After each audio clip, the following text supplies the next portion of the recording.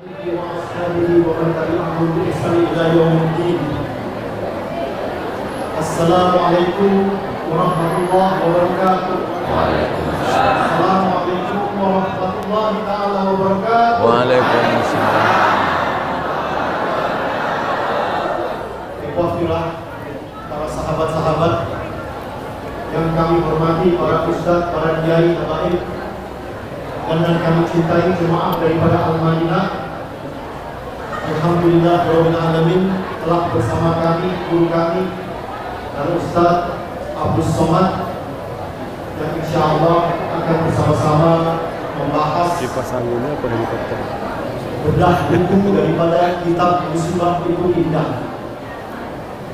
Alhamdulillah pada saat-saat seperti ini yang Rasulullah SAW menyampaikan, jika dia melihat sesuatu yang begitu indah, maka dia menyampaikan Alhamdulillahilladzi binikmatihi tatimmus shalihat.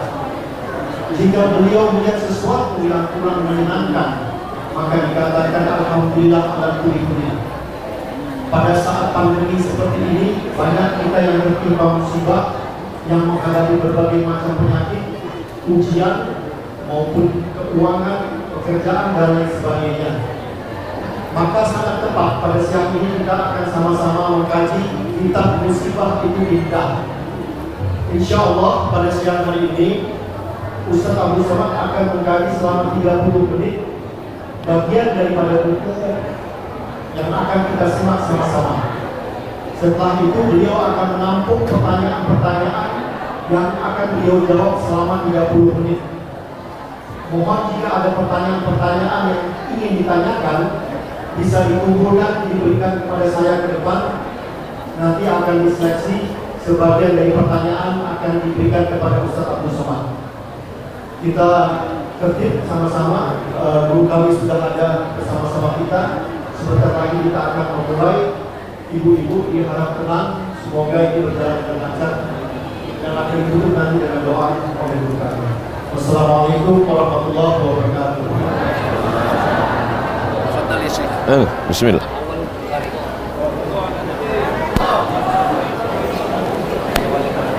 Kita akan memulai dengan qiraatul Quran.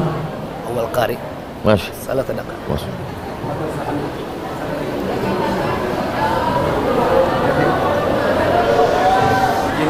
Allah.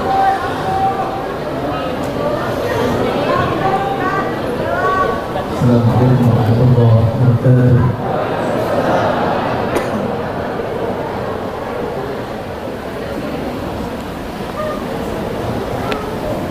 أعوذ بالله من الشيطان الرجيم.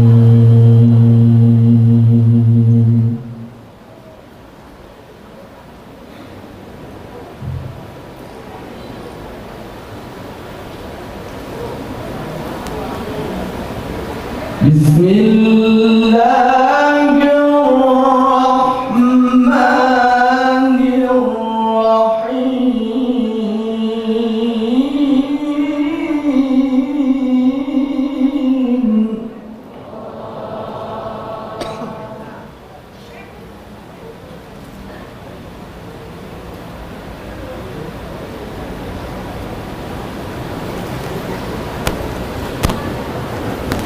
لقد كان لكم في رسول الله أسوة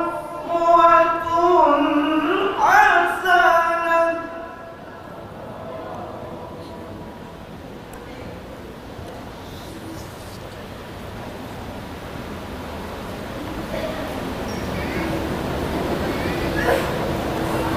لمن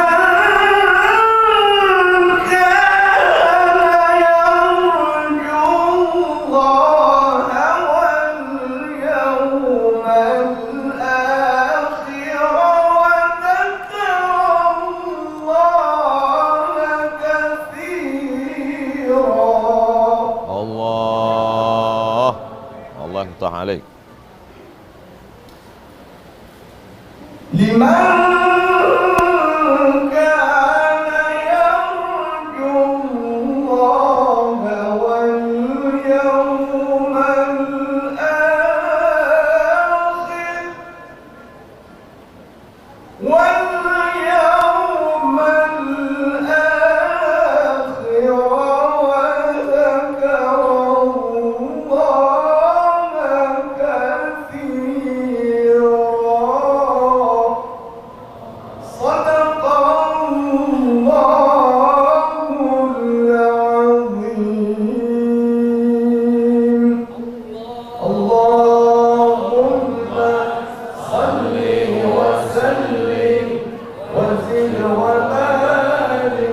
على رسول الله وآله الأطهار على رسول الله وأصحابه الأخيار. السلام عليكم ورحمة الله وبركاته. ما شاء الله ما شاء الله بارك الله بارك الله بارك الله فيك.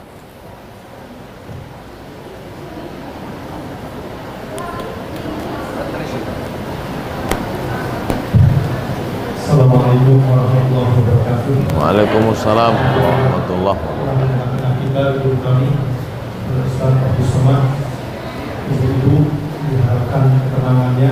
Insya Allah sebentar lagi kita akan memulai kajian tentang musibah ya Ustaz ya, dalam keadaan yang begitu sulit di Indonesia ini. Mudah-mudahan menjadi pencerahan bagi kita semua. Terima Ustaz.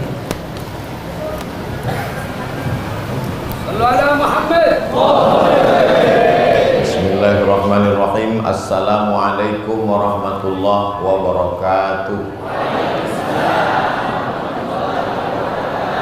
Apa kabar semua jamaah? Mudah-mudahan musibahnya segera berakhir. Kelihatan dari tatapan matanya sedang kena musibah. Tidak ada manusia yang tidak diuji Allah Subhanahu wa ta'ala. Ahasiban nasu ayyutraku ayyaqulu amanna. Apakah manusia itu menyangka dia dibiarkan begitu saja mengatakan kami beriman, wa hum la yuftanun, padahal iman mereka belum diuji. Walanabluwannakum, kami pasti akan menguji kamu, bisyai'im minal khauf, takut, wa naqsim minal amwal, walanabluwannakum bisyai'im minal khauf, takut, wal ju', lapar, wa naqsim minal amwal, kurang harta, wal anfus, sakit, was samarat, kering kerontang paceklik, wa basyiris sabirin, berikan kabar gembira kepada orang yang sabar. Siapa dia? Alladzina idza asabathum musibah qalu inna lillahi wa inna ilaihi. Buku yang ada di tangan Bapak Ibu Saudara sekalian, Musibah Itu Indah, ditulis oleh seseorang yang S1-nya matematika, S2-nya ilmu sosial dan politik. Namanya Muhammad Ilyas. Kok bisa anak S1 matematik, S2 UI, Universitas Indonesia Ilmu Sosial Politik, kok bisa ngerti agama? Ternyata dia hafal alfiyah 1000 bait ilmu nahu dan matan zubat dalam bidang fikih karena dia tamat pesantren. Buku ini membantah orang yang mengatakan saya nggak mau anak saya pesantren, nanti nggak bisa kuliah. Nih, hafal 1000 bait nahu, Alfiyah Ibni Malik, dan hafal matan zubat fikih, bisa matematika, bisa politik, bisa masuk UI.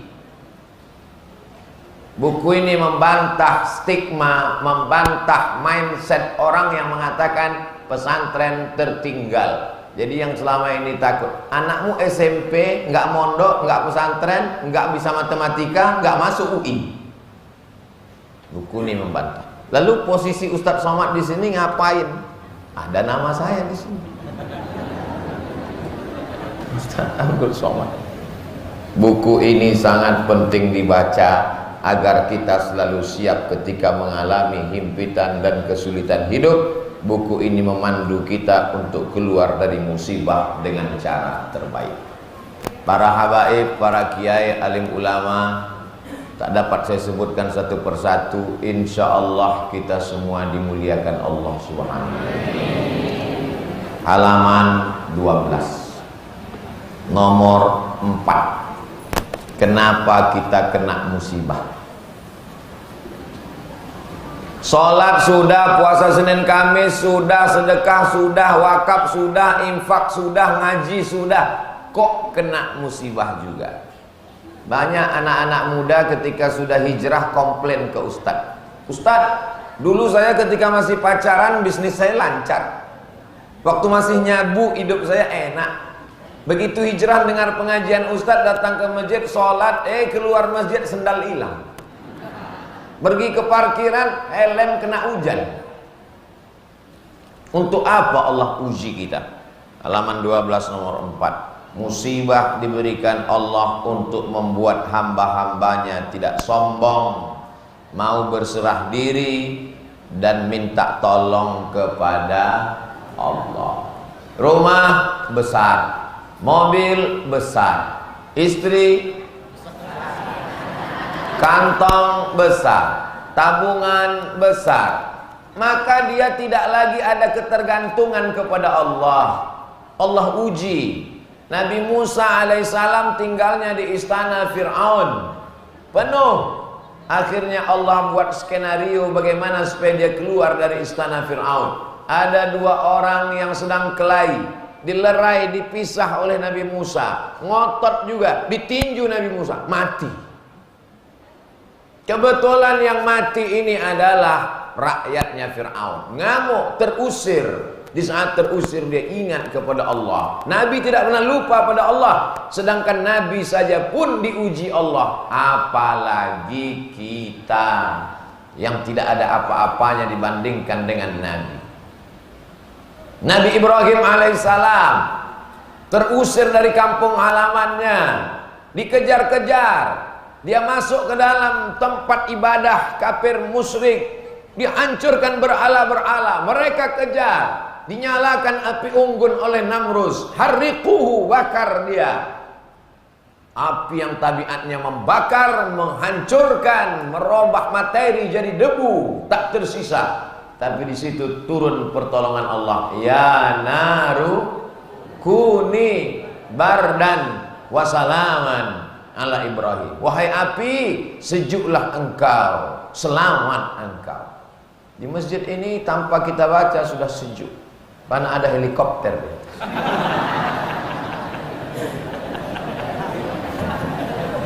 Masya Allah, saya heran. Kipas anginnya sudah besar kok terasa panas. Baru ingat, rupanya tadi saya makan durian.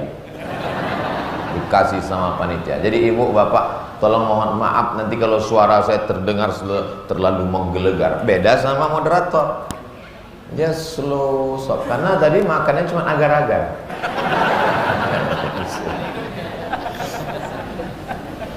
Berhadapan dengan durian itu juga bagian dari ujian.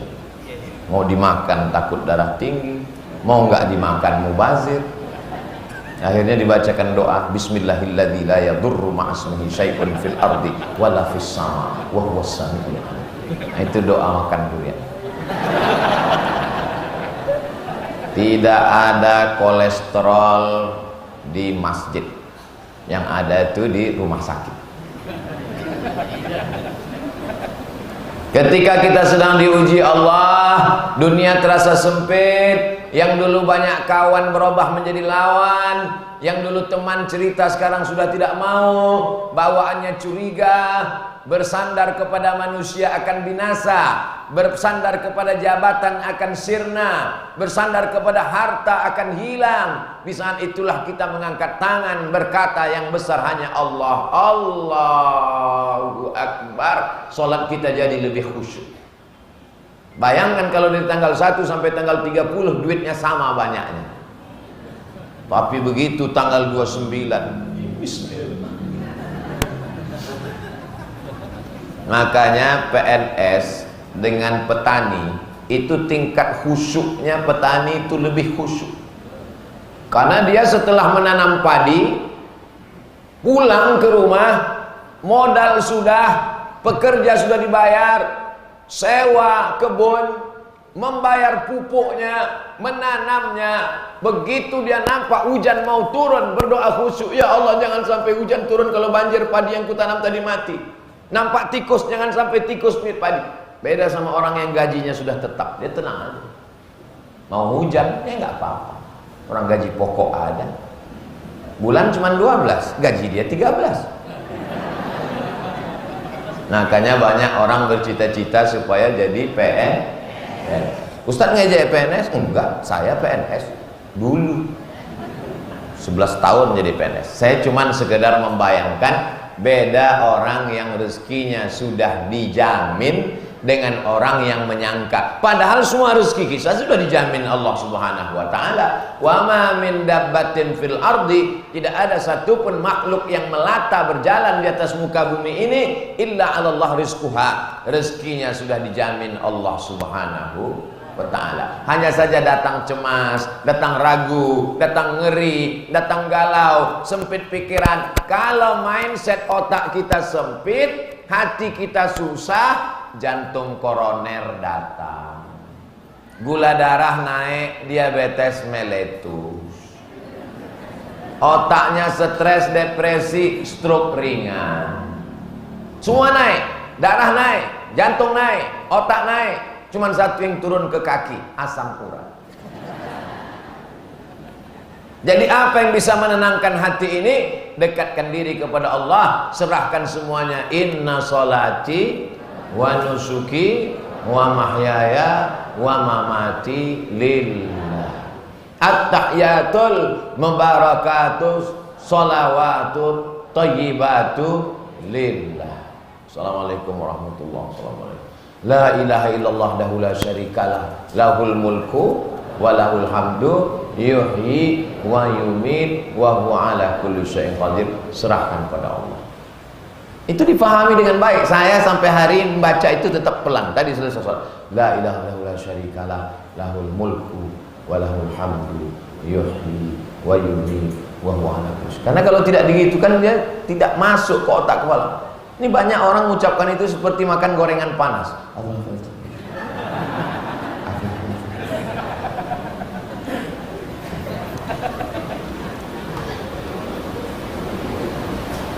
Bapak Ibu sudah makan? Alhamdulillah. Belum? Musibah. Halaman 15. Ada orang mancing ikan. Dua grup, dua kelompok. Kelompok A, kelompok B.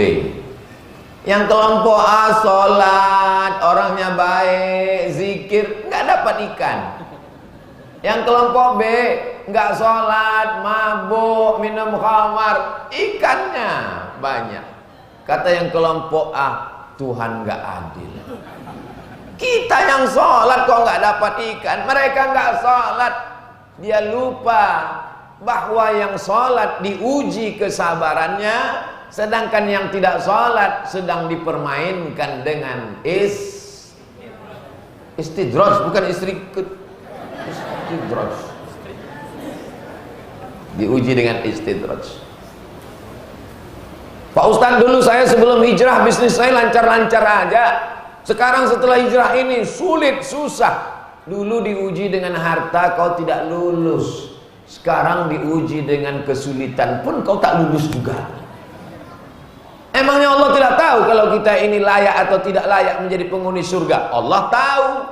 Lalu kenapa dia uji kita? Dia mau ngasih tahu diri kita untuk kita sendiri paham. Oh, sesungguhnya aku ternyata nggak lulus jadi penghuni surga. Allah Maha tahu. Wa na'lamu ma tuwaswisu bihi nafsu. Kami tahu apa yang berbisik-bisik dalam hatimu.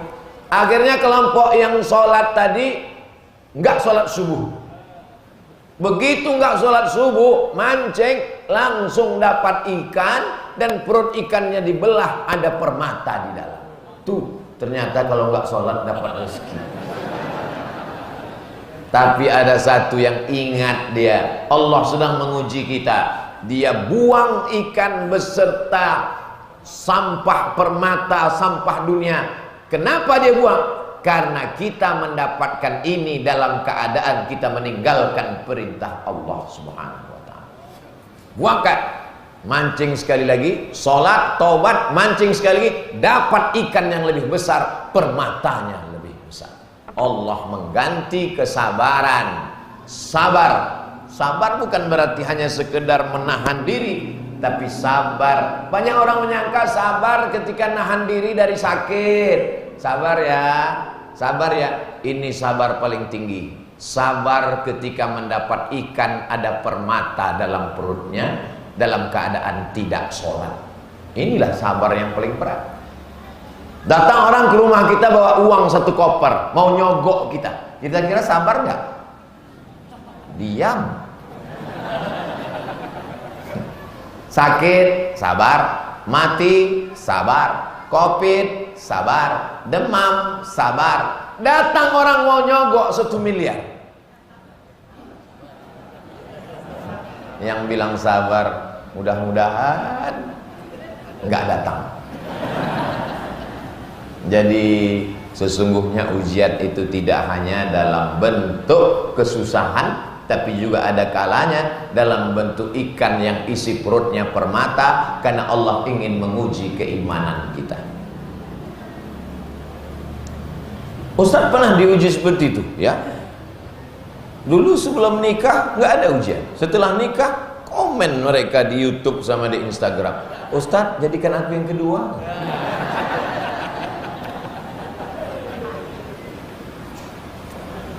Halaman 30.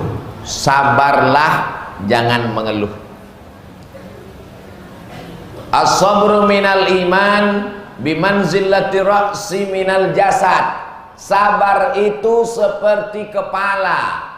Kalau orang tidak punya kepala, maka orang tidak sabar, sama macam manusia tidak ada kepala. Bisa orang hidup tanpa kepala? Makanya kalau memancung orang, putuskan kepala, mati. Kita kenal orang karena ada kepala.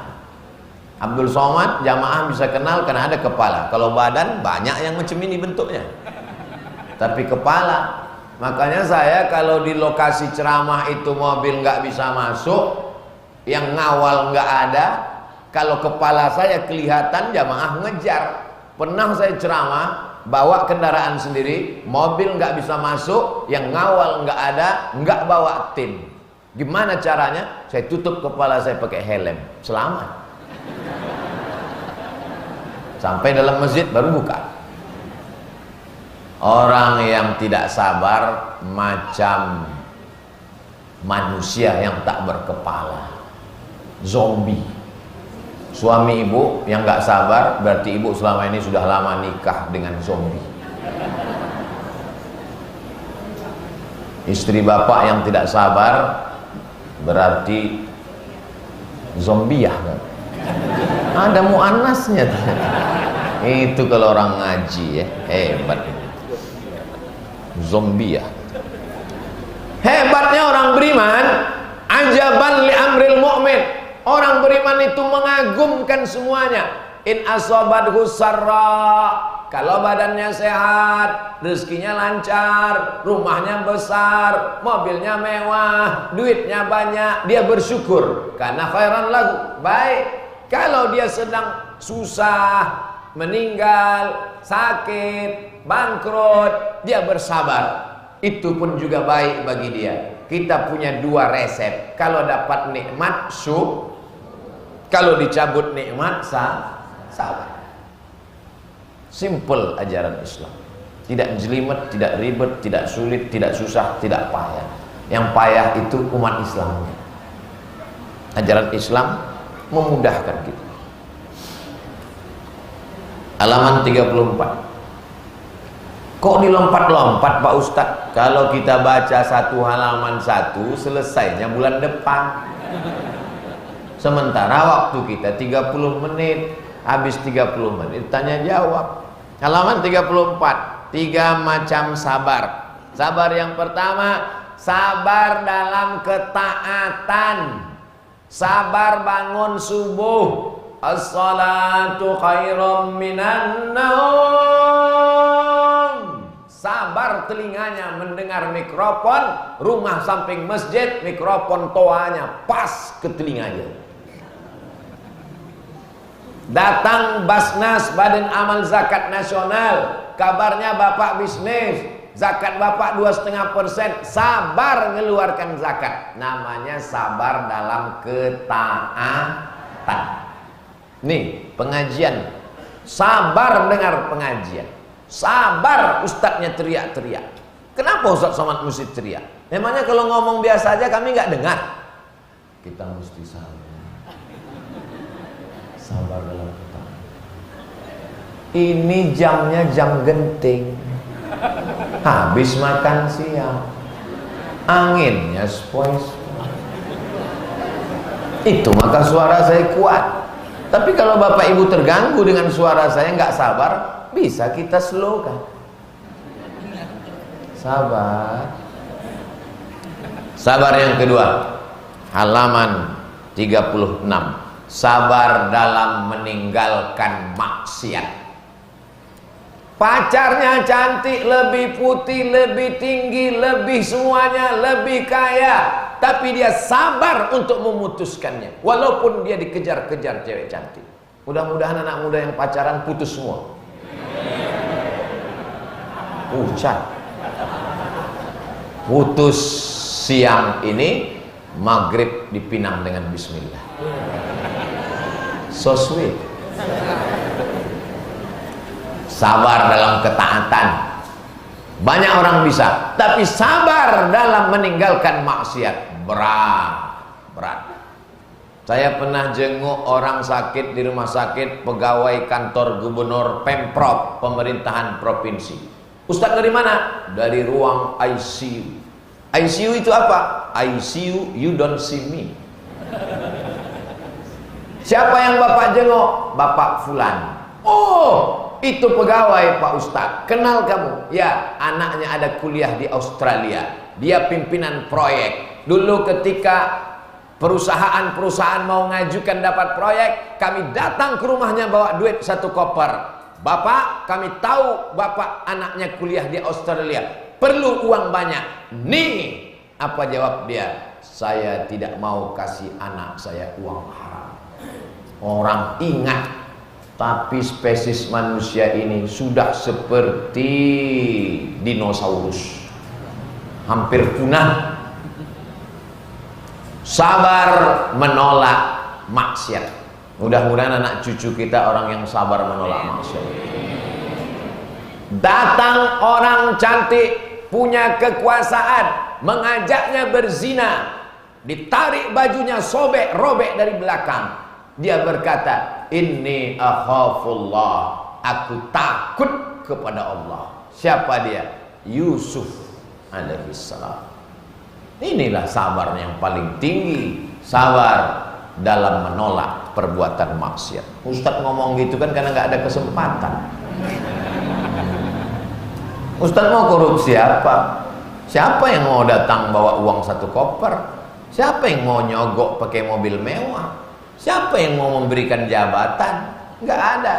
Jadi yang paling berat ujiannya itu adalah orang yang memang mengalami.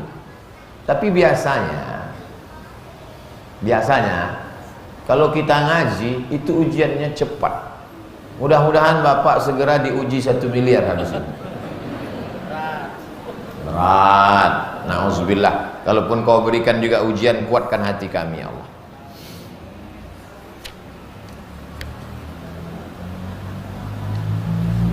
Halaman 55. Zadul Ma'ad. Kalbu, bukan kalbu. Yang betul itu pakai Q. Tolong coret K-nya ganti Q. Ki. Kolbu. Karena kalbu artinya anjing. Kolbu. Kolbu yang dirundung kesedihan dan kesusahan, berada dalam penjara neraka jahanam. Meskipun hal itu datang untuk kebaikan, kalbu ini akan tetap dalam siksa neraka dunia sampai dia kembali bertauhid. Hati itu susah, hati itu risau, hati itu gundah gulana, hati itu galau. Hati tidak bisa ditenangkan dengan narkoba, hati tidak bisa ditenangkan dengan khamar, minum-minuman keras, hati tidak bisa ditenangkan dengan zina. Hati hanya bisa ditenangkan dengan zikir la ilaha illallah. Salawat juga bisa, tasbih, tahmid, takbir juga bisa. Salawat nariyah bisa Pak Ustadz? Bisa. Tapi katanya salawat nariyah itu syirik Pak Ustadz, mengandungkan kemusyrikan. Kata siapa? bukunya sudah ada, Sholawat Nariyah, lengkap dengan sanadnya dari penulisnya sampai ke Imam At-Tazi. Saya baru dapat bukunya. Mana buku saya tadi? Hilang buku saya. Cepat betul hilangnya. Ustaz Andri, mana buku saya tadi? Udah dibawa ke mobil? Lama lagi kita pulang.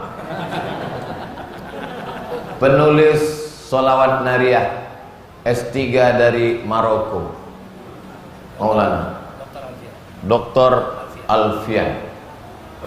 Masya Allah, saya mengambil ijazah Sholawat Nariyah dari beliau. Jazakumullah khair, barakallahu fiik. Sholawat menenangkan hati, banyak berzikir mengingat Allah. Saya sudah lama kenal beliau melalui medsos, WhatsApp, baru ketemu hari ini. Bukunya sudah saya baca, ijazahnya baru diambil tadi. Mudah-mudahan barokah insyaallah. Amin. Kalbu itu tidak memiliki jalan untuk lepas dari kesedihan dan kesusahan yang menyiksa, menyakitkan, membinasakan. Salah satu jalannya mahabbah, cinta kepada Allah Subhanahu. Banyak manusia di zaman modern ini galau, susah, PPKM, usaha payah, Covid. Tapi satu-satunya jalan, alhamdulillah, masjid kita tidak kosong dari kegiatan. Maulid tetap ada, kajian bersama Babe Haikal ada, pengajian-pengajian dengan para asatidz ada. Bayangan saya tadi bedah buku dalam masjid, pesertanya 3 baris. Tiba-tiba saya lihat, Masya Allah, perempuan semua. Sholawat Nariyah, Dr. Haji Alfian Iqbal Zahasfan SSI LCMA. Ini kalau dibuat kartu nama sepanjang amplop.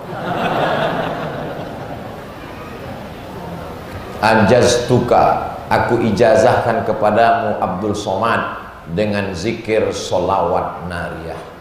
Lengkap. Mudah-mudahan Ustadz Somad dilapangkan hatinya dengan banyak bersolawat kepada Nabi Muhammad sallallahu alaihi wasallam. Hati sempit, pikiran galau, minum obat tidur 1 papan, mati. Pergi ke rel kereta api mau bunuh diri, sudah terbaring, aku siap mati. Sempat pula live melalui Facebook. Hai guys, dimanapun berada, dunia ini terlalu menyakitkan, aku mati. Tiba-tiba kereta sudah lewat, nggak mati, rupanya salah rel. Jangan bunuh dirimu, karena dalam Islam kematian bukan solusi terhadap permasalahan. Masih ada pertanyaan mungkar nakir, masih ada azab kubur, masih ada bangkit di padang mahsyar, masih ada titian siratal mustaqim, masih ada hisab penimbangan amal, masih ada neraka jahanam. Satu-satunya jalan adalah bertaubat, bukan tauco. Ustaz kok tiba-tiba ingat toco? Tadi di bawah makan dikasih toco udang. Ternyata toco udang ini dimasakkan oleh seorang ibu-ibu yang dulu hanya memasakkan toco udang kalau yang ceramah di sini Ustadz Tengku Zulkarnain. Setelah beliau meninggal, tidak pernah dimasakkannya lagi sampai dia tahu kabar bahwa datang Ustadz Abdul Somad. Saya makan udangnya tadi 2 ekor. Halaman 56. Bagaimana cara menghilangkan kesedihan? 1. Menghadirkan Allah dalam hati. Allah tidak punya rupa. Kalau kau pejamkan matamu nampak hitam, merah, bulat, petak, lonjong, betul cacing. Allah tidak seperti itu. Walam yakul lahu kufuwan ahad. Allah bisa kau rasakan keagungannya. Allah bisa kau rasakan ketenangan dalam hatimu. Berzikir la ilaha illallah. Mulut menyebut, hati mengingat, pikiran fokus. Banyak juga orang mulutnya nyebut aja tasbih.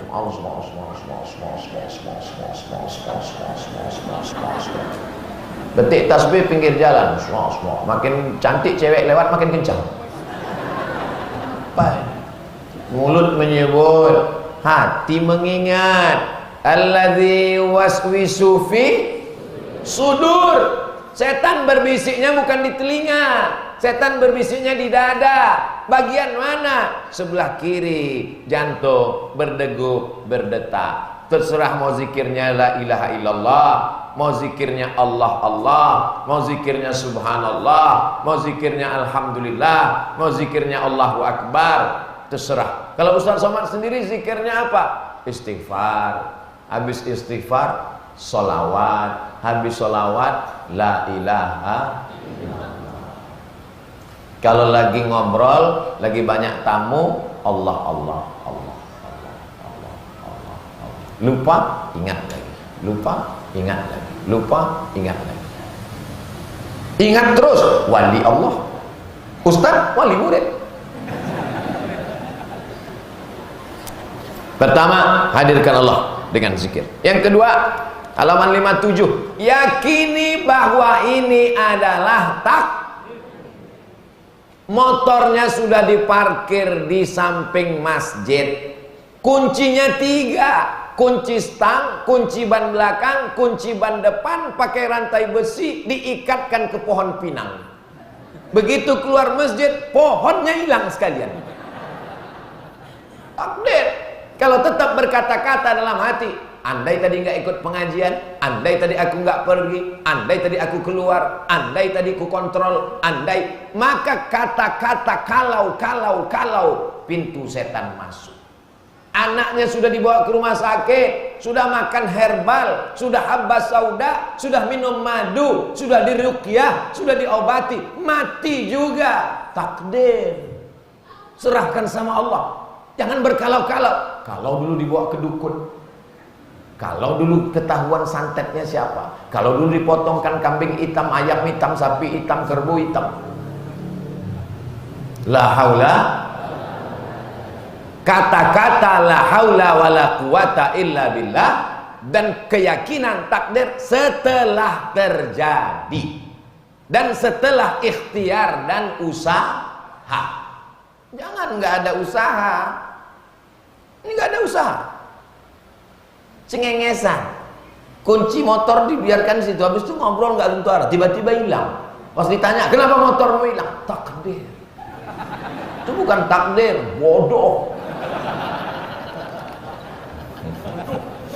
Halaman 58. Tanamkan keyakinan bahwa Allah tengah menyusun rencana yang lebih baik dan lebih indah.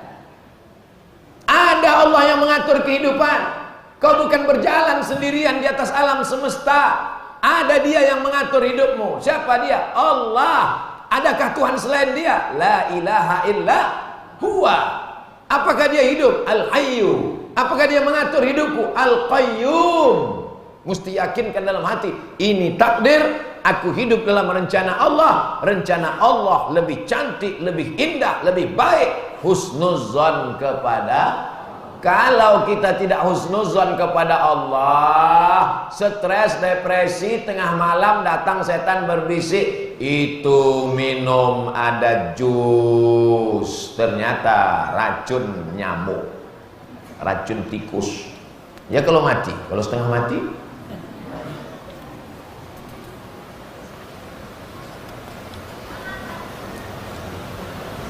halaman 74, membuka gerbang rahmat Allah.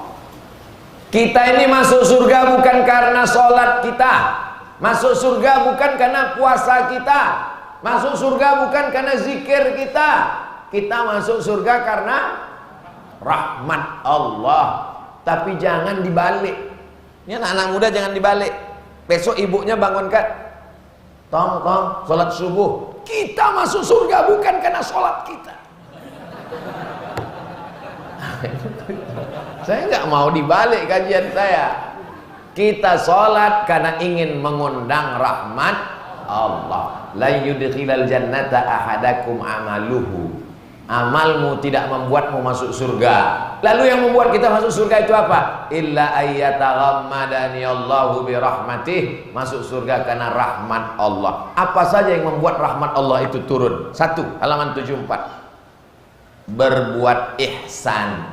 Dalilnya, inna rahmatallah, rahmat Allah qaribun, dekat, minal muhsinin, dekat kepada orang yang berbuat ihsan. Ihsan itu apa Pak Ustadz?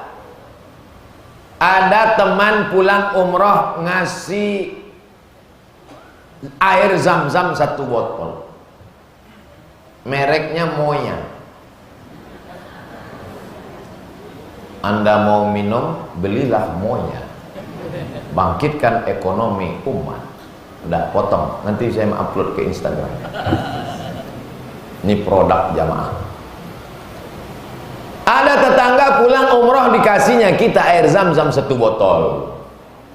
Lalu kemudian kita pergi umroh, kita balas kebaikan dia, kita balas dengan yang sama, 1 botol juga, belum ihsan. Yang ihsan itu apa? Dia pulang, dia bawa 1 botol, pas kita pulang kita balas 1 drigen. Itu baru ihsan. Yang bisa ihsan itu siapa? Allah. Dan kita berusaha untuk beradab dengan adab Allah Subhanahu wa ta'ala. Saya dikasih buku, kemudian saya balas dengan buku juga, belum ihsan. Kenapa? Buku saya tipis, maka saya mesti balas dengan buku yang lebih banyak dan lebih tebal. Doakan supaya saya jadi ihsan. Saya tetap Abdul Somad, bukan ihsan. Halaman 75. Apa yang membuat rahmat Allah turun? Fa'ammal ladzina amanu billah, orang yang beriman kepada Allah, wa'tasamu bihi, berpegang teguh dengan Allah, fasayudkhiluhum fi rahmatim mih, dia akan dimasukkan Allah ke dalam rahmatnya. Beriman dan berpegang teguh. Banyak orang beriman tapi tak berpegang teguh.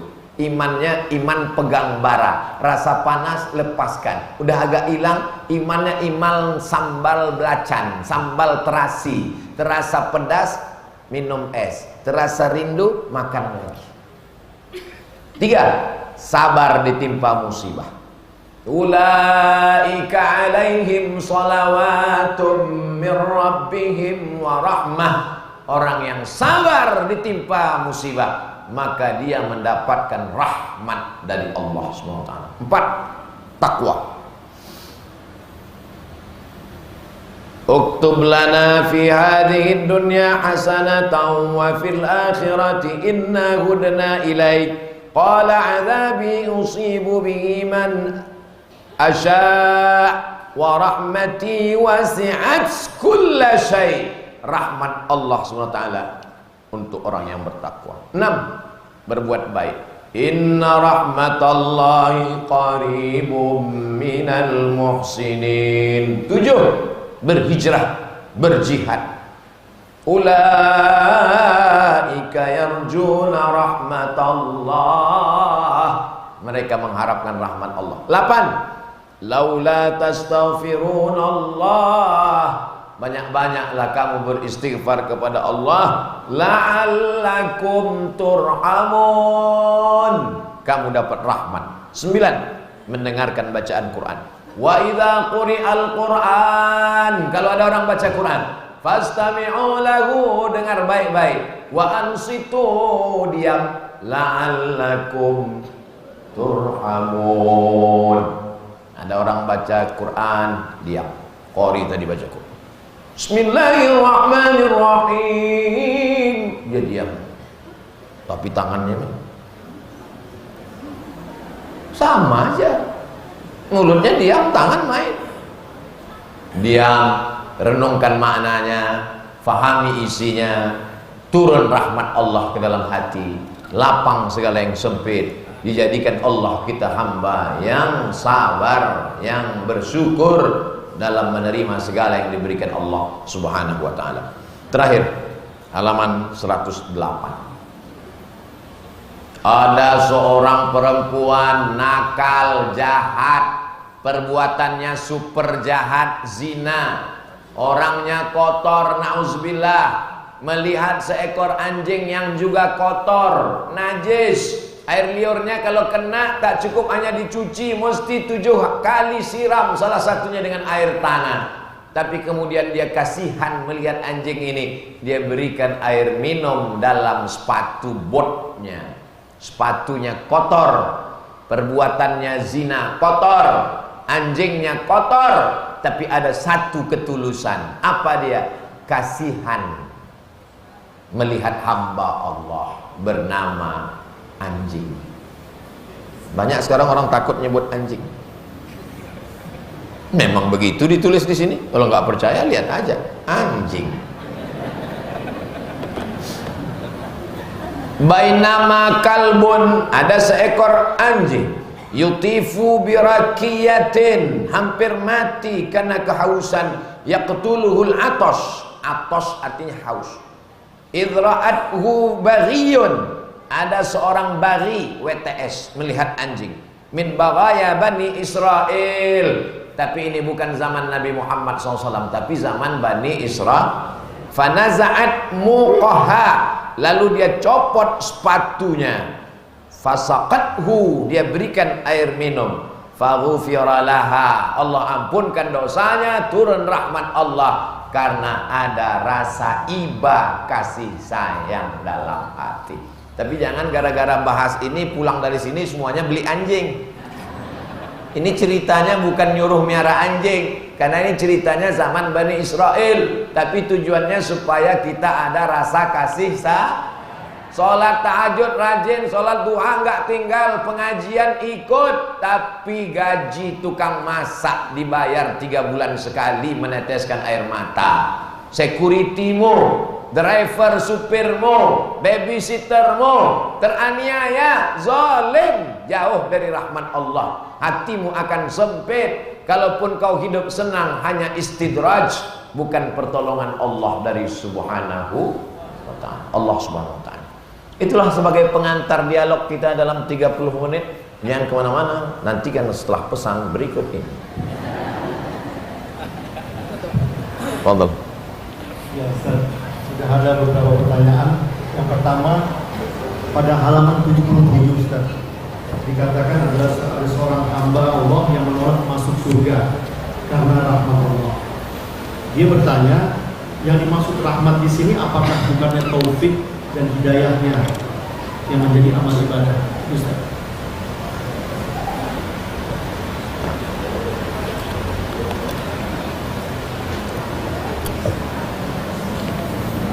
Orang ini mau dimasukkan ke surga karena rahmat Allah. Kata dia, aku masuk surga karena amalku. Aku masuk surga karena siang berjihad, malamnya ibadah, malamnya zikir, siangnya tak pernah buat dosa. Aku masuk surga karena amalku itu. Lalu kemudian kata Allah, coba timbang 1 biji matanya, timbang dengan surga. Ternyata nikmat 1 biji mata itu tidak dapat menembus surga walaupun hanya sehari. Jadi sesungguhnya kita masuk surga bukan karena amal kita, tapi karena rahmat Allah. Yang nanya ini cerdas. Orang ini sholat, beribadah, berzikir, hatinya lembut, itu kan karena rahmat Allah kan? Dia sholat karena rahmat Allah, dia dapat hidayah karena rahmat Allah. Betul. Tapi merasa bahwa amal inilah sebagai kompensasi terhadap surga, mengurangi rasa rahmat Allah, kurang penghormatan, pengagungan dia terhadap rahmat Allah, rusak. Seakan-akan aku masuk surga karena zikirku, aku masuk surga karena amalku. Walaupun berzikir dan beramal itu juga adalah bagian dari rahmat Allah. Kita mesti berserah kepada Allah. Kal mayyiti baina man yaghsiluhu, seperti mayit yang sedang dimandikan orang. Mayit mandi jenazah, tangannya diginikan, nggak melawan gini. hidungnya. Pernah nggak bapak ibu ngeliat ada mayit ditusuk hidungnya bersin? Ada? Jangan ngelawan. Dia nggak ngelawan sama Allah. Suruh sholat, sholat. Disuruh puasa, puasa. Disuruh zikir, zikir. Dia rahmat Allah dapat. Tapi ketika disuruh masuk surga, ada keyakinan dalam dirinya bahwa dia katakan, aku masuk surga ini karena amalku. Sedikit saja rusak, Allah tidak mau diduakan. Makanya kita selalu berkata, la ilaha illallah wahdahu la syarikalah. Makanya sebelum sholat kita menghadap Allah betul-betul. Ilahi anta maksudi waridhaka matlubi. Aku menghadap hanya kepada engkau. La haula wala quwata illa billah. Allah usalli fardul asri arba'a raka'atin adaan ma'muman lillahi ta'ala. Allahu akbar. Sampai tak ada daya, tak ada upaya, semuanya hanya engkau semata ya Allah. Jangan ada merasa sedikit pun kita. Jangan sampai merasa iblis masuk neraka bukan karena dia syirik. Iblis masuk neraka bukan karena setan. Setan tidak ada yang berani menggoda iblis. Orang dia bosnya iblis, orang dia bosnya setan. Tapi kenapa? Karena ada merasa aku, ego, saya, anania, egois. Ma mana'aka alla tasjuda li Adama is amartuk. Kenapa kau tak mau bersujud kepada Adam ketika aku perintahkan untuk bersujud? Ana, saya, khairum minhu, lebih baik daripada Adam. Khalaqtani min nar, aku dari api. Khalaqtahu min tin, dia dari tanah. Ana khairum minhu, aku lebih baik daripada dia. Kita berjalan kemari melangkahkan kaki karena Allah, menghayunkan tangan karena Allah, menghembuskan nafas, paru-parunya titipan Allah, udaranya pemberian Allah. Tak ada yang layak kita sombongkan. Maka di awal ayat itu kita baca Bismillahirrahmanirrahim. Semuanya karena rahmat Allah. Kullu amrin dzibalin, semua amal yang baik, walam yubda bi bismillah, kalau tidak dimulai dengan nama Allah, fahuwa aqta, maka putus. Semua amal mereka di luar sana baik-baik. Tapi kenapa tidak bernilai? Karena tidak menyebut nama Allah, tidak menyerahkannya pada Allah. Jangan sombong, jangan angkuh, kembalikan pada Allah. Doakan supaya Abdul Somad sesuai ucapannya dengan perbuatan. Wallahu a'lam. Pertanyaan kedua, apakah doa bisa merubah jodoh yang telah ditakdirkan, Ustaz? Dan mana yang lebih utama, mengejar ilmu, sekolah, atau menikah, Ustaz? Takdir terbagi dua. Satu namanya muqayyad, satu mubram. Ada yang bisa dirubah, ada yang tak bisa dirubah.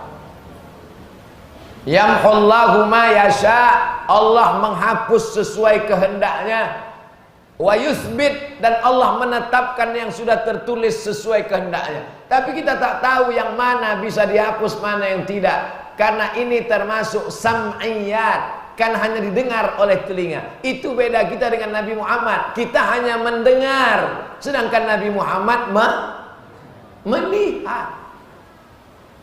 Kita hanya mendengar, Nabi melihat. Dari mana dalilnya Nabi melihat? Subhanalladzi asra bi 'abdihi lailan minal masjidil haram ilal masjidil aqsa alladzi barakna haulahu linuriyahu. Itu bedanya. Nabi di atas sam'iyat, dia sudah melihat, kita hanya mendengar. Kemarin saya pergi ke panti tunanetra. Kami selalu dengar ceramah ustadz, kata panti tunanetra.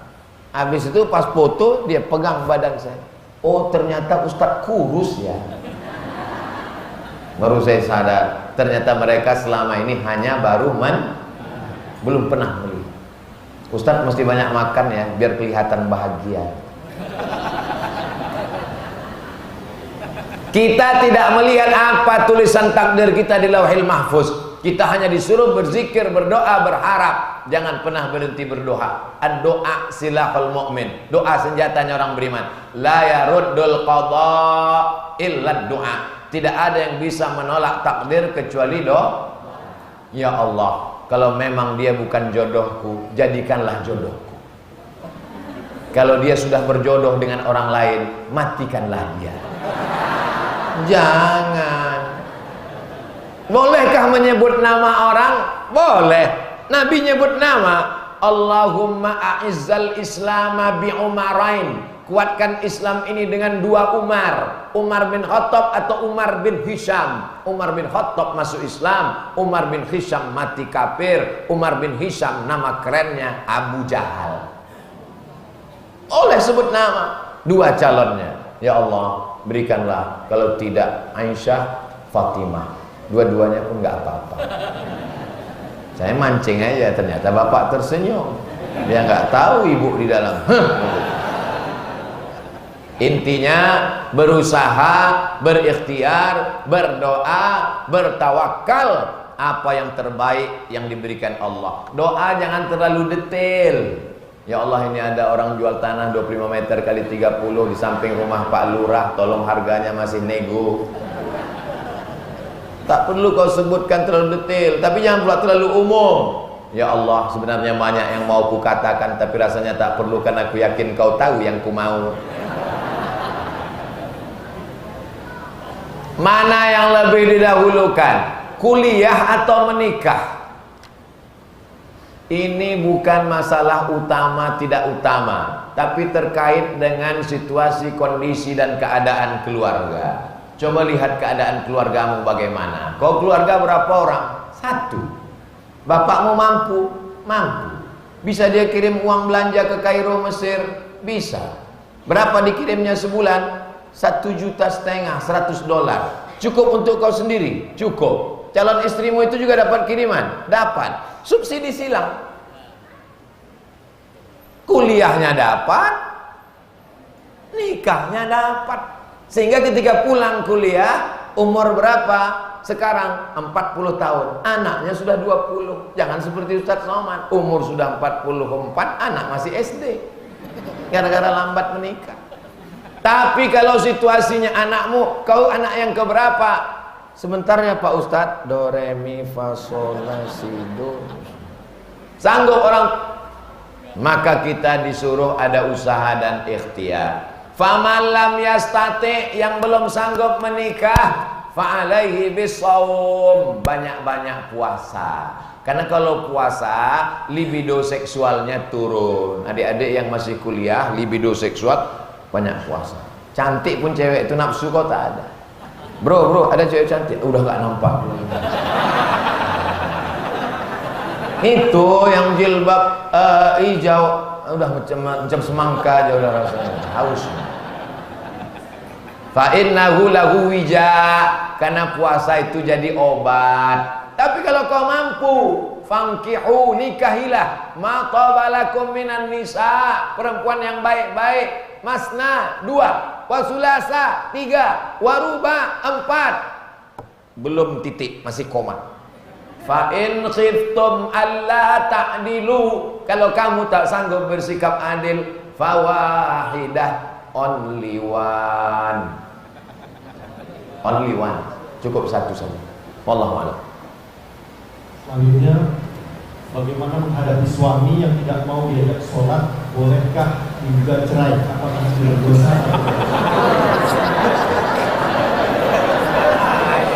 Nampaknya udah ada calon berikutnya. Ustadz, suami saya nggak sholat. Kenapa kau bisa nikah sama dia? Padahal sebelum nikah itu kan ada fit and proper test. Kok lulus dia? Jangan-jangan berkasnya palsu. Saya nggak sholat juga dulu Pak Ustadz. Berarti sama, maka kalian berjodoh. Jodohmu adalah cerminan dirimu, bukan hadis Nabi. Dapat saya di grup WhatsApp. Karena ibu sadar selalu pengajian, akhirnya taubat. Suaminya nggak sholat. Apakah mentang-mentang ibu sudah ngaji lalu nanti pulang ke rumah manggil, bang sini duduk, ya ayyuhalladzina amanu? Tidak seperti itu. Ibu punya wali. Wali ibu itu pertama ayah, yang kedua kakek, yang ketiga abang kakak laki-laki, yang keempat adik laki-laki, yang kelima kakak ayah, yang keenam adik ayah. Wali 6 orang inilah memanggil genderuwo yang gak sholat tadi. Tuyul, sini kau. Kenapa kau tak sholat? Man taraka sholata muta'ammidan, siapa yang meninggalkan sholat secara sengaja, faqad kafara jihara, kafirlah dia secara nyata. Kenapa kau tak sholat? Inna awwala ma yuhasabu bihil abdu yaumal qiyamah, yang pertama kali dihisab pada hari kiamat sholatuhu, sholatnya. Orang yang tidak sholat karena dia menolak sholat, ingkar, kafir, murtad, fasah dari istrinya. Maka orang yang tak sholat ini setelah dinasihati tidak juga dipanggil oleh hakim. Sini, kau kan sudah dinasihati oleh 6 orang wali. Iya, kenapa kau tak sholat? Dia dengan lantang berkata, sholat itu buang-buang waktu, tidak relevan dengan zaman. Murtad. Jangan bilang pindah agama, murtad. Tapi kalau dia bilang, sebetulnya saya tahu sholat itu wajib, kenapa kau tak sholat? Malas. Maka dia fasik, maka dia dijatuhi hukuman takzir. Kalau ada hakim sultan dijatuhkan hukuman efek jerah. Sekarang hakim tidak menjatuhkan hukuman itu, tapi belum ada apa-apa langsung mau gugat aja ke pengadilan. Jangan. Boleh jadi dia besok, kita doakan mudah-mudahan yang belum sholat besok subuh mulai sholat. Kalau sudah 3 subuh tak juga sholat, panggil 6 wali tadi. Sudah dipanggil tak juga wali, gugatlah. Bahaya nih Pak Ustadz. Laki-laki kepala rumah tangga, ini sudah menikah, sudah punya anak, nasi sudah jadi tai ayam. Kalau jadi bubur masih bisa dikasih bawang goreng sama daun seledri. Ini anak sudah 3 nggak sholat, cerita bubur ayam juga lagi. Yang lalu apa boleh buat, kita jaga-jaga. Mudah-mudahan dia sholat taubat nasuha. Tapi untuk yang akan datang, ibu, anak gadismu, kau mesti betul-betul selektif. Ini kadang ibu-ibu nih kalau cari menantu asal datang bawa mobil langsung terima. Dia mungkin gak sholat mah, gak apa-apa, daripada gak bisa makan. Gara-gara dia pakai mobil mewah diterima.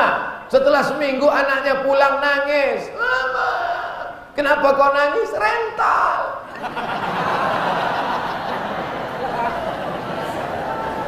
Kalau calon mantunya SH walaupun gak sholat, masuk.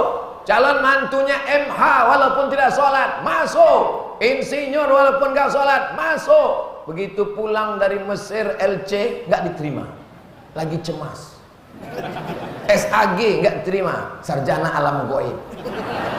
Padahal inilah yang rezekinya dijamin Allah. Wa man ahsanu qaulan mimman da'a ilallah. Mereka mengajak orang ke agama Allah, menunjukkan kebenaran. Nanti kalau kau sakit terbaring di rumah sakit, inilah mantumu yang akan membacakan Yasin wal Qur'anil Hakim.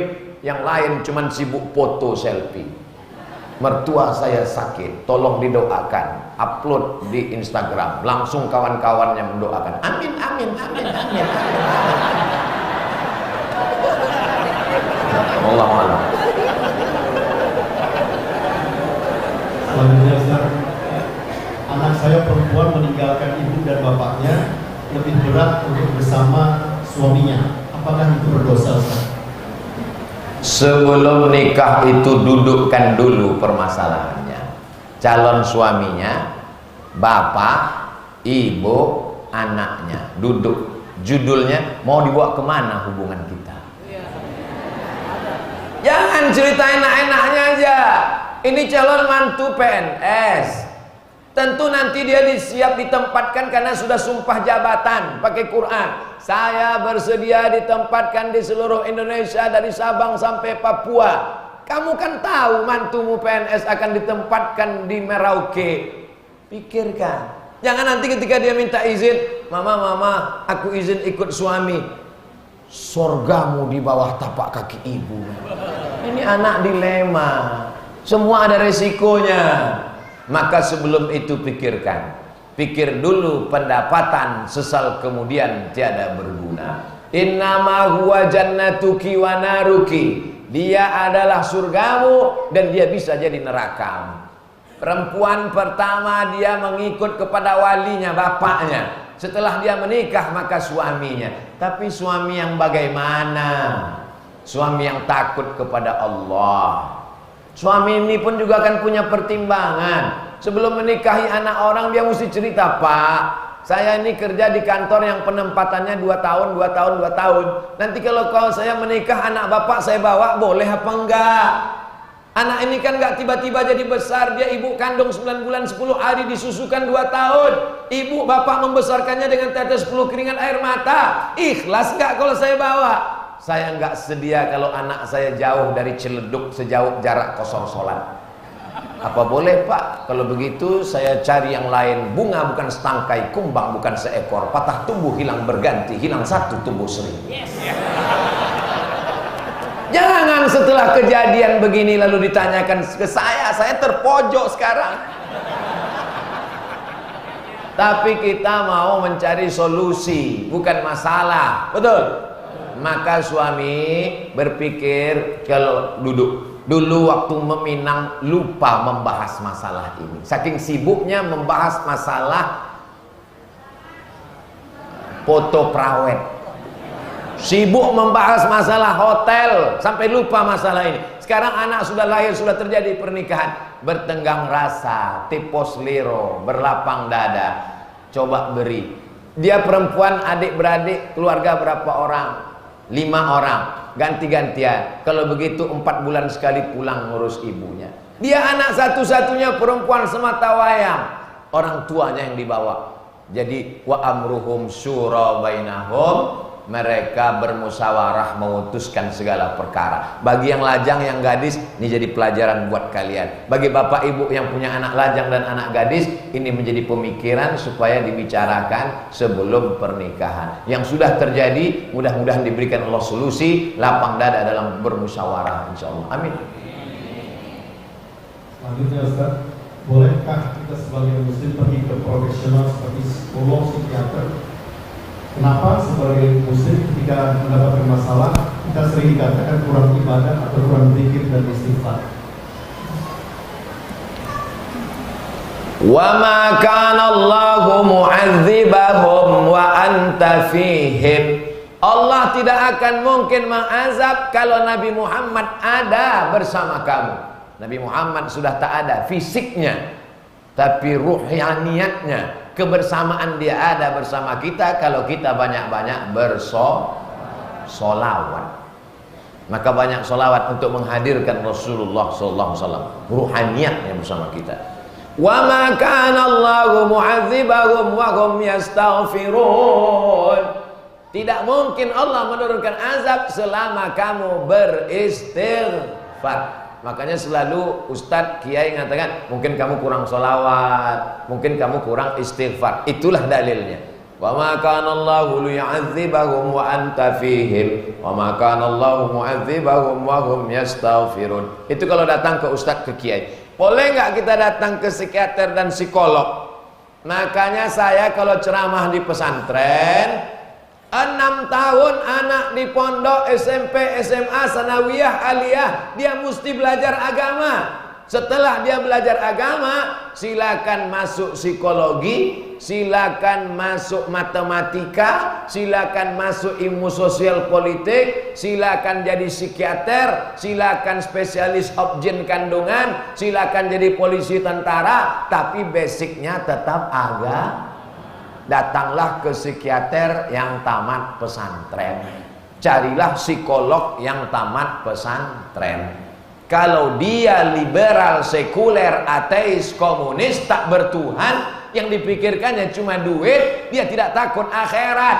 Tapi kalau dia pesantren, beriman, segala ucapannya insya Allah pertimbangannya adalah Allah dan Rasulullah Sallallahu Alaihi. Silakan konsultasikan kesulitan hidup dengan psikiater, psikolog, dengan dokter yang takut kepada Allah Subhanahu wa taala. Wallahu a'lam.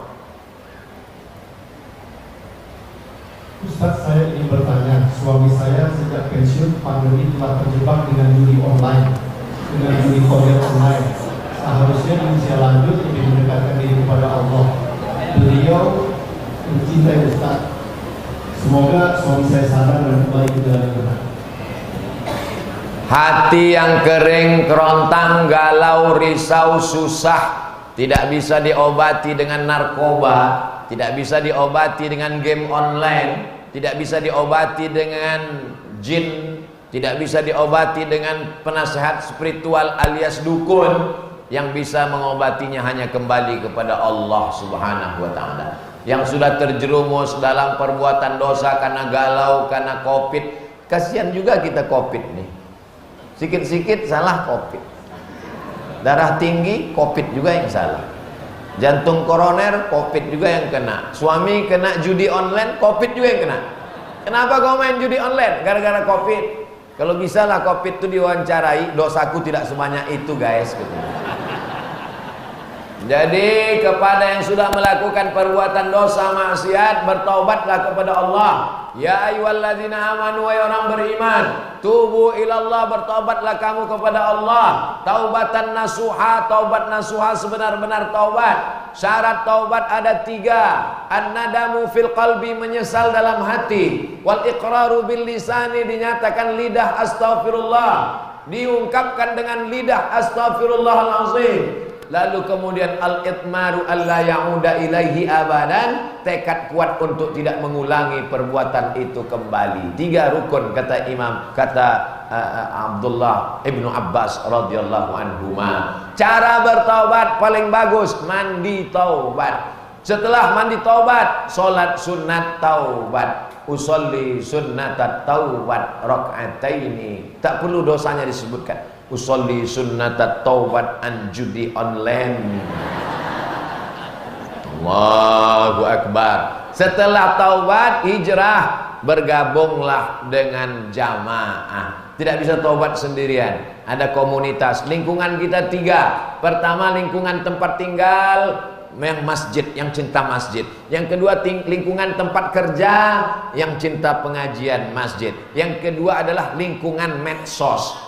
Apakah friend kita di YouTube, sahabat-sahabat kita di Instagram, kawan-kawan kita di grup WhatsApp itu kira-kira menjaga iman kita atau merusak? Kalau keberadaan kita di grup itu hanya buat dosa, mohon maaf, aku keluar dulu dari grup ini karena aku mati nanti kalian belum tentu mau ikut ke neraka jahanam.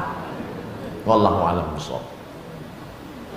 Selanjutnya, bagaimana cara menghilangkan ketakutan yang berlebihan, seperti takut mati, takut kehilangan anak-anak tercinta, dan sangat takut kehilangan anak-anak. Bagaimana saya punya ketenangan jiwa? Orang yang mau mati itu ada 2 perasaan yang menghantuinya. Yang pertama takut. Takut sakratul maut, takut mati, takut azab kubur, takut titian siratal mustaqim, takut.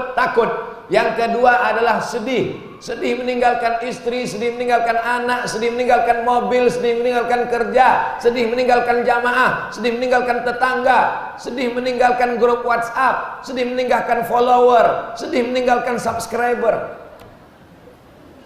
Lalu bagaimana cara menghilangkan takut dan sedih ini? Innalladzina qalu rabbuna Allah, orang yang berkata Rabbku Allah, tsumma istaqamu, istiqamah. Pertama Allah, Allah, Allah, Allah, Allah.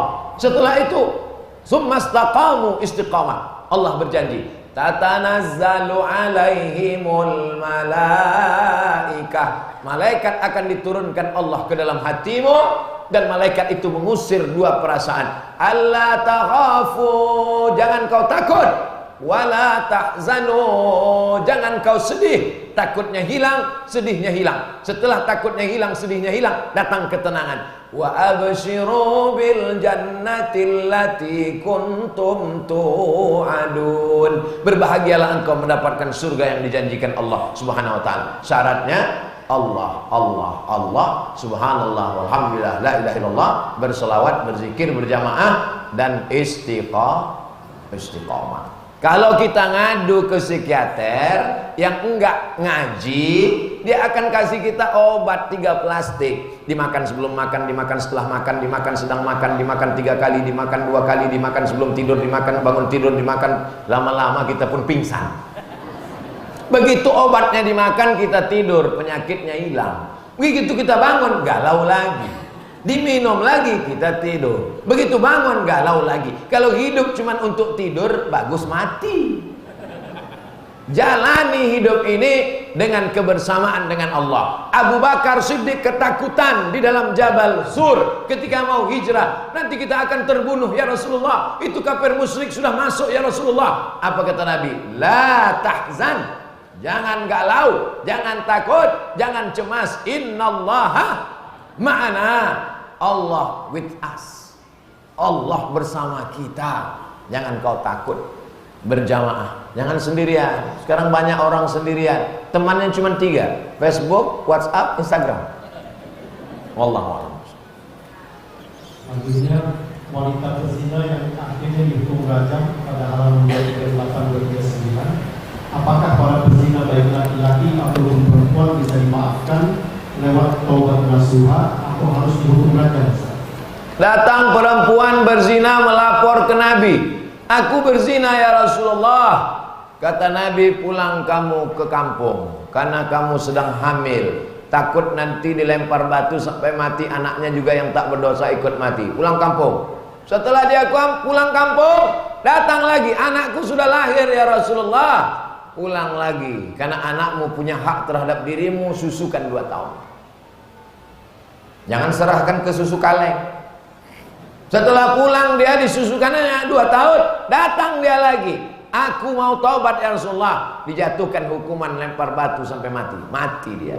Itu menunjukkan bahwa taubat tidak menggugurkan hukum hudud. Bertaubat tidak menggugurkan hukuman selama perangkatnya ada dan itu sudah dilaporkan ke hakim. Sekarang di Indonesia kalau ada orang mengadu, Ustadz saya sudah berzina, lalu kita lempar pakai batu sampai mati, besok kita masuk penjara. Karena hukum itu tidak ada alat perangkatnya. Maka kita tidak bisa melakukan itu. Maka kalau ada yang melakukan perbuatan, tak usah diceritakan, bertaubat, berzikir, perbaiki amal. Illa man amanah, kalau dia beriman, wa amila amalan salihah, beramal soleh. Kalau dia beriman, dia memperbaiki amal solehnya. Illa man taba, taubat, wa amana, beriman, wa amila amalan solihah, beramal soleh. Ulaika yubaddilullahu sayyiatihim hasanat. Maka semua perbuatan salahnya dulu akan diganti Allah dengan kebaikan-kebaikan. Wa asmi'is sayyi'atal hasanata, iringilah perbuatan dosamu di masa silam, taubat nasuha, perbaiki dengan perbuatan baik, tamhuha, insyaallah menghapuskannya. Mudah-mudahan menghadap Allah nanti dibersihkan dari segala perbuatan catatan dosa insyaallah. Itulah satu-satunya cara. Wallahu a'lam bishawab. Ada yang pernah menyalahi orang lain, melukai orang lain, lalu bertobat. Tapi kalau dia kembali lagi meminta maaf kepada orang tersebut, lebih banyak mudaratnya. Maka bagaimana tobatnya Ustaz? Kalau dosanya terkait dengan materi benda, mesti dikembalikan. Sholat sunat taubat sudah, minta maaf sudah, tapi pancinya belum dipulangkan. Wa may yaghlul, siapa yang curang, ya'ti bima ghalla yaumal qiyamah, nanti di akhirat dia akan menghadap Allah dengan memikul kecurangannya.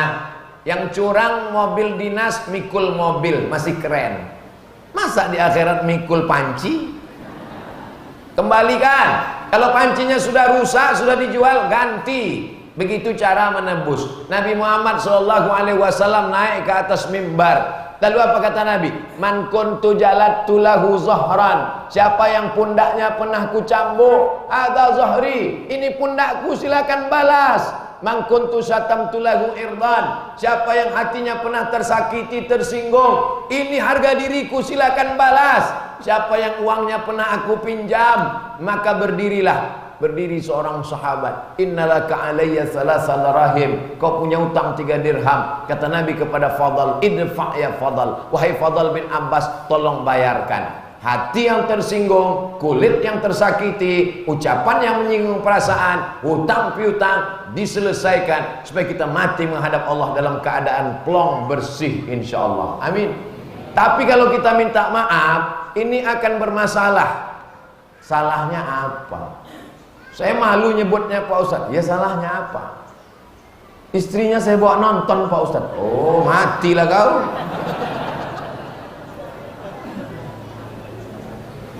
Berat juga itu. Payah minta maafnya itu. Tapi tidak terkait dengan materi benda. Kalau kau minta maaf, insya Allah nyawamu cuma 3 menit selesai. Pak, aku minta maaf ya. Iya, tunggu sebentar. Rupanya sebentar itu dia mau ngambil celurit di kamar. Minta maaf kepada Allah Subhanahu wa ta'ala.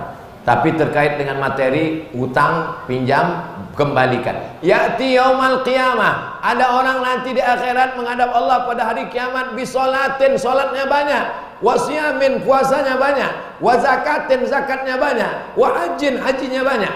Tapi ternyata dia qad syatama haza, mencaci maki si fulan, wa qadzafa hadza, menuduh si fulan, wa akala mala hadza, memakan harta si fulan, wa qadzafa hadza, menuduh si fulan, wa daraba hadza, memukul si fulan. Maka mereka yang terzalimi itu akan mengambil sholatnya, mengambil puasanya, mengambil hajinya. Summa turihat ilaih, ketika amalnya sudah habis tapi orang masih banyak yang menuntut, ukhidat hasanatuhu, diambil pahalanya, diberikan kepada mereka. Pahala dia habis, orang masih banyak nuntut. Ukhidat khotoyahum, diambil dosa mereka. Summa turihat ilaih, dicampakkan ke dia. Summa turihat finnar, dimasukkan dia ke dalam neraka jahanam. Bukan karena dia minum khamar, berjudi dan berzina, tapi karena perbuatan zalim. Wallahu a'lam. Masya Allah. Sihat ke? Sihat. Masya Allah. Sihat. Masya Allah. Tamam. Alhamdulillah hadir di hadapan kita Kiai Haji Lutfi Zawawi, Ketua Umum Forum Ulama Habaib DKI Jakarta. Selanjutnya Ustaz, bagaimana mengendalikan hati agar istiqomah, tenang, tidak was-was, karena saya setelah hijrah ini masih banyak emosi-emosi yang belum bisa terkontrol. Jamaah mengaku emosi, saya lebih emosi. Bagaimana cara menenangkan hati? Kata Allah, ala bidzikrillahi tatmainnul, dengan banyak berzikir hati menjadi tenang. Saya sudah zikir nggak tenang juga Pak Ustadz. Berarti zikirnya belum diambil dari guru, belum ambil sanad ijazahnya, mungkin barokahnya belum. Saya sudah zikir belum tenang juga Pak Ustadz. Berarti Allah suruh engkau lebih banyak, lebih khusyuk lagi. Jangan salahkan Allah, jangan salahkan guru, salahkan dirimu yang senantiasa masih kurang. Hati itu banyak karatnya. Karat-karat hati itu dipukul dengan zikir. Ada yang mengatakan mukulnya dengan zikir la ilaha illallah, la ilaha illallah. Ada yang mengatakan dengan solawat. Ada yang mengatakan pergi ke Habib ini dengan solawat, pergi ke kiai ini dengan la ilaha illallah, pergi ke ustadz ini dengan Allah Allah. Jadi kamu amalkan yang mana? Satu pun belum. Amalkanlah untuk hati. Yang kedua, senantiasa duduk mujalasatus sholihin, duduk dengan orang-orang soleh. Yang pertama membawa saya tausiah ke Jakarta ini Kiai Haji Lutfi Zawawi, ke rumah beliau, haul almarhum Kiai Haji Zawawi, ayah beliau. Waktu itu orang Jakarta belum kenal lagi, belum viral. Duduk bersama beliau, datang Habib Nabil Al-Gadri, datang anak